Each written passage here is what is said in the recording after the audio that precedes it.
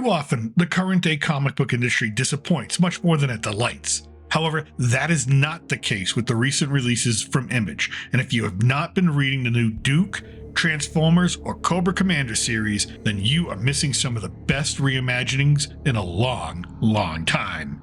Duke and Transformers came out first, but this past late January, early February, Cobra Commander No. 1 was released, and it hits every checkbox you could want if you're a G.I. Joe fan. Fidelity to the source material? Check. New twist on an old story? Check. Nostalgia.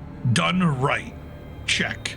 Great artwork. Great narrative. Great pace and flow? Check, check, and check. So spoiler warning if you have not read it and plan on doing so because we're going to get into it. This inaugural issue opens in the middle of the Arctic Plains, presumably somewhere in northern Canada. The inhabitants of a small dive bar called No Man's Land are startled by a stranger in a blue uniform and silver helmet walking in and asking if someone can give them a vehicle. He's made fun of and dismissed as one of the patrons walks out. The man in blue follows him to the parking lot, surprises him, and kills him.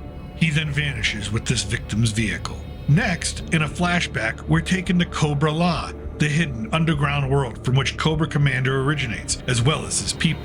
A race of serpent-themed and evolved humanoids with advanced scientific knowledge.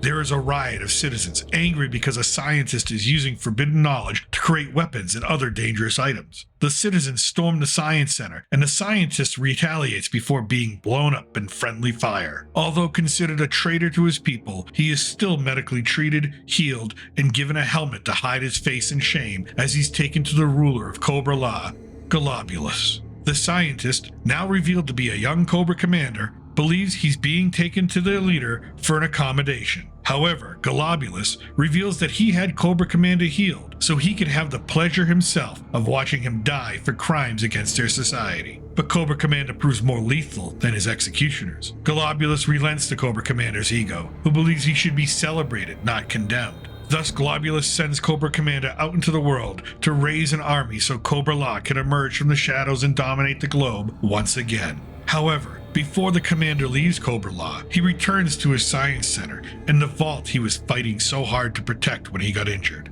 He enters. Inside, he speaks to his prized possession, a broken and shackled Megatron, who he continues to torture. It is clear Megatron has told Cobra Commander about the history of Cybertron, the Autobots, the Decepticons, and the technology available to those who would dare take it. The last image of Megatron is a smile as he watches Cobra Commander leave for the surface world. Now back in the present day, Cobra Commander meets up with a Cobra-La grunt sent to keep an eye on him as he completes his mission. The commander illuminates a map of the world from his wrist, and highlighted is their first destination, southern Florida, and a shack in the Everglades with the word Dreadnoks written across the door. The next issue will be released on February 21st, and the rise of Cobra Commander will continue.